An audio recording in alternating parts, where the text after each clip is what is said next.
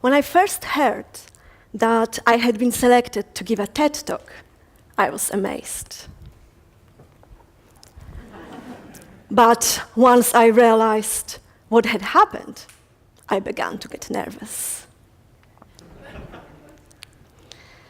Moi, presenting on my passion, a plan of action, a blueprint for better eye health.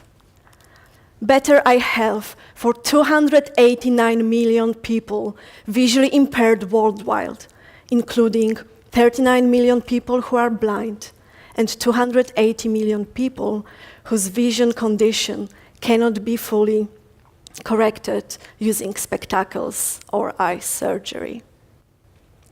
Did you know that a blueprint for a self-propelled car came from Leonardo da Vinci in the 15th century? And it took more than 500 years to make his big dream about self-driven cars come to pass. But that it's possible now? There are predictions that by 2040, 50% of vehicular traffic will be self-driven. And it's wonderful news, especially for people visually impaired, because self-driving cars mean for them more independence and more freedom. So, how can I stand shoulder to shoulder with Leonardo da Vinci and speak about my blueprint for the future? Well, on one level, I can't. Not if you are going to compare us by our creativity and scientific knowledge. Leonardo da Vinci was one of the most creative people in history. But on another level, I feel comfortable standing next to him as a fellow human being. As a human being who believes we all possess different talents and we all have the power to help each other in changing the world for the better. I believe that I have talents, and I am absolutely sure that each of you have talents too. And I am here today because I would love you all to be involved in my plan. My name is Danuta Sampson, and I'm a scientist involved in research on eye health. And today I'm going to speak about blueprint for better eye health. And unlike for Leonardo, I'm hoping to see my blueprint realized a little sooner. As you may pick up from my accent, I am Polish. I was born in Poland and so far have spent most of my life there. Poland is in Central Europe, has beautiful landscapes, turbulent history, an interesting culture and cuisine. Polish language has 32 letters, a few more than in English, but apparently is seen as a difficult language to learn. And I'm not sure why. My husband David, wonderful and very smart native English speaker, still struggles to pronounce some Polish words. But what is difficult in saying w Szczebrzeszynie chrząszcz brzmi w Trzcinie, whereas when David performing, it sounds like w Sieśne Brzeźnie, Kśnośnie, Brymi w Trannie. So perhaps Polish language is difficult to learn. However, I can't provide you with a very scientific answer to this question because I'm not a specialist in Polish linguistics. I'm a physicist. I obtained my PhD in biophysics from Nicolaus Copernicus University in Poland, and for the last 3 years I have continued my research in the Lions Eye Institute here in Perth. My research focuses on developing instruments and methods to be applied by clinicians for the study of retinal eye diseases.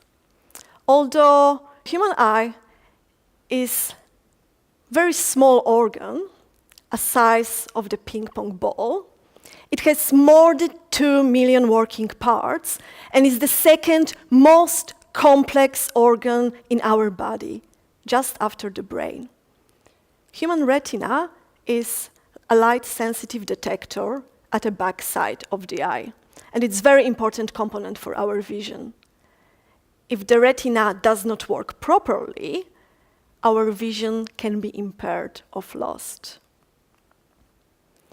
Retinal vein occlusion is one of the retinal diseases that may lead to vision loss and is caused by a blockage of retinal veins. Although many advances have been made in the treatment of retinal diseases, many challenges remain.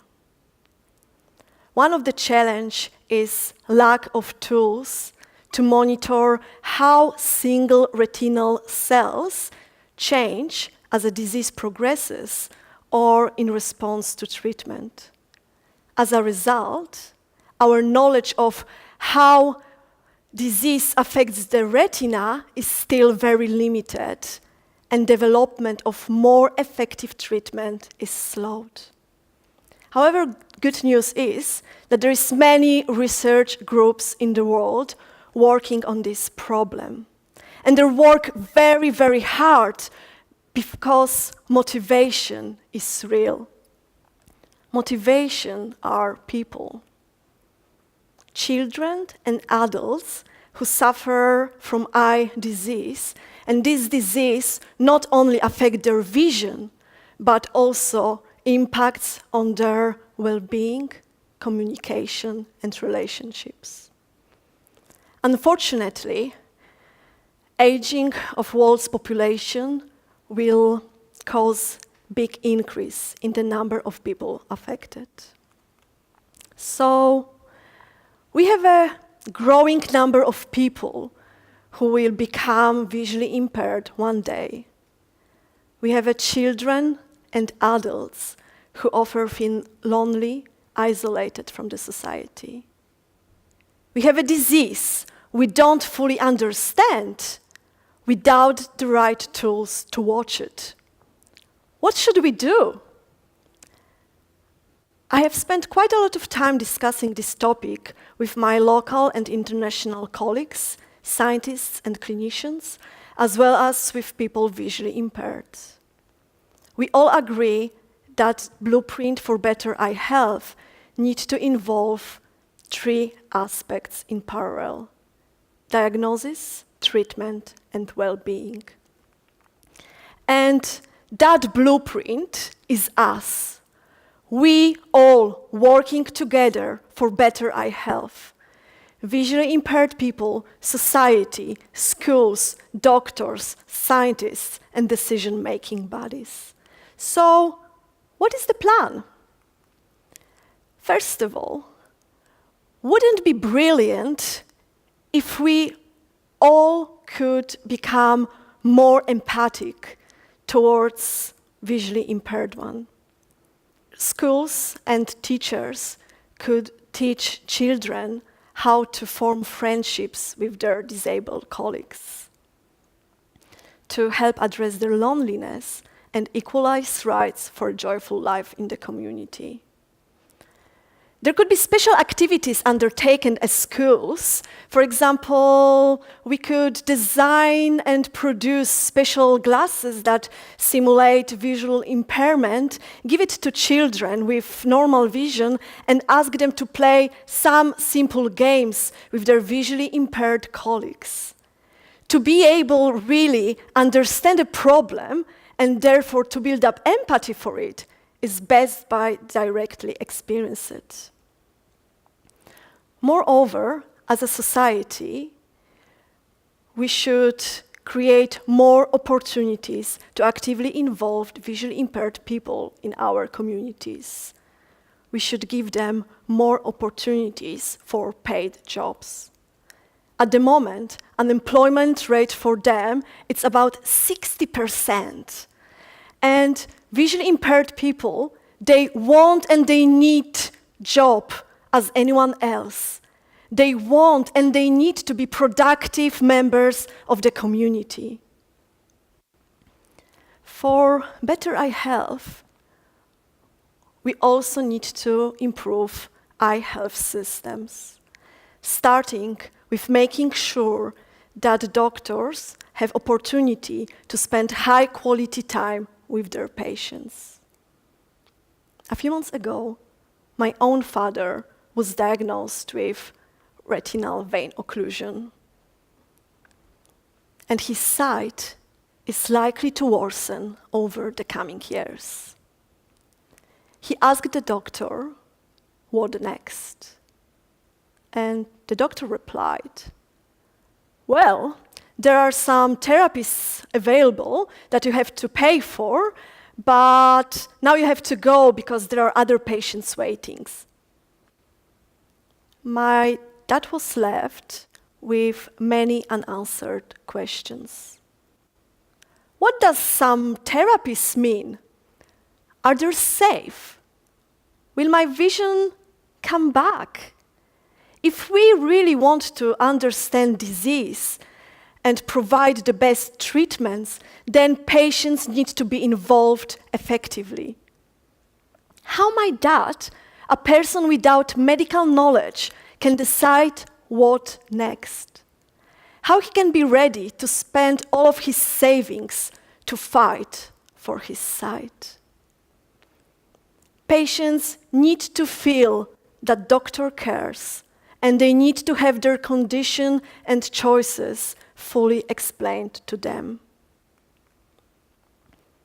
For better eye health, we also need to improve a scientific environment, the place where actually all of this research is happening.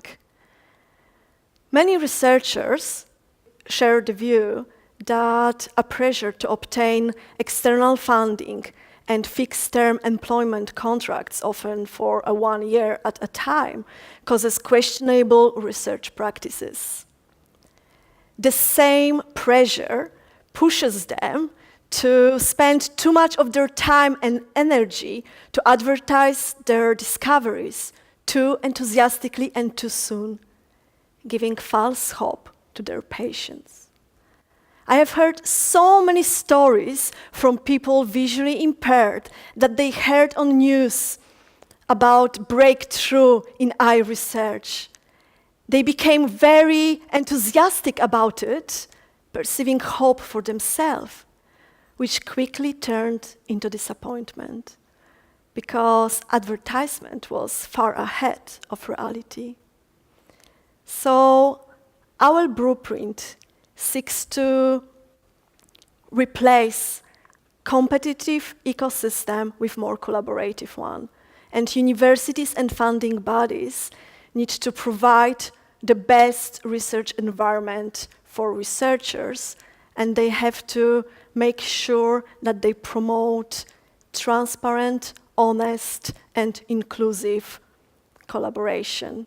And scientists should be ready to be open, sharing their methods and data. Because if we want to put hypotheses about disease, then probably data from few patients, it's enough. However, in the real clinical practice, variability in disease, it's so huge that we really need to analyze data from hundreds of patients if we want to get this big picture of disease. And in the end of this process, we need to believe in our data and we need to publish high-quality papers. So, as a scientist, I'm urging you, my colleagues, to be more transparent, inclusive, and honest in your work. And I'm asking you, universities and funding bodies, to give us more support. As a daughter of a wonderful person with retinal disease, I'm asking you doctors to spend more time with your patients, to provide them with the full support they deserve and they need. As a human being, I wish we may all become more welcoming towards visually impaired people.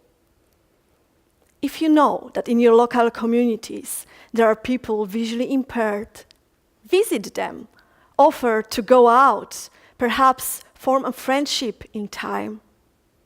I really would like to see in each visually impaired person the same enthusiasm and joyful life as displayed by this great musician, Ray Charles. And I hope that for you too. Thank you.